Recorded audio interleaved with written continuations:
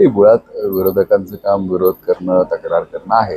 पण थोडी संवेदनशीलता प्रत्येक नेत्यांनी, कार्यकर्त्यांनी पाळली पाहिजे. ती पाळली तर ही वेळ येणार नाही. आणि येणाऱ्या काळामध्ये व्यक्ती कृतीतनं चुकतो याच्यापेक्षा कामातनं चुकतो का नाही हे पाहणं गरजेचं आहे. जर काम चांगलं राहिलं, कारण कोकटे साहेबांना तसा कृषी शेतकरी म्हणून खूप अनुभव आहे. दुर्दैवाने काही अशा घटनाक्रम घडला असेल, पण येणाऱ्या काळात असं वाटतंय की नक्कीच त्यांच्याकडनं चांगल्या कामाची प्रत्येकजण अपेक्षा ठेवतोय. मला काय होतं, विरोधकांचं नवल हे वाटतं की एवढं अधिवेशन होतं, 3 आठवड्याचं अधिवेशन झालं. अधिवेशनात ह्या सगळ्या मागण्या करायला पाहिजे होत्या. म्हणजे मुळात काय होतं की फ्लोर ऑफ द हाऊस जो आहे तिथे बोलायचं, तिथं सोडून म्हणजे जिथं ऐकलं जाऊ शकतं तिथं बोलायचं नाही. पण जिथे बाहेर माध्यमांसमोर बोललं की त्याची फक्त प्रसिद्धी होते. म्हणजे याचा अर्थ त्यांना कारवाया नको आहेत, प्रसिद्धी पाहिजे.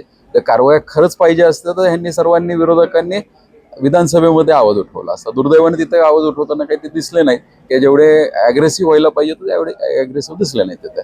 उलट कितीतरी घटनाक्रम असा झाला की एखादं प्रश्न आला, त्या प्रश्नावरती अग्रेसिव्ह आम्ही सत्ताधारी आमदार झालेलो आहे, पण विरोधक काही अग्रेसिव्ह झाले नव्हते. तर खरंच त्यांना प्रश्न सोडवायचे असते आणि जनतेची काळजी असते तर विरोधकांनी हे प्रश्न विधानसभेमध्ये मांडायला हवे होते.